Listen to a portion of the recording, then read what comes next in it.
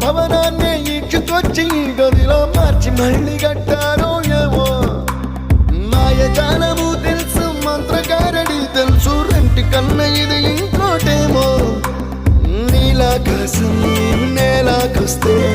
ఇట్టాగే ఉంటాదో ఏమో ఈ సంతోషం దాచాలంటే హృదయాలు ఓ వంద కావాలి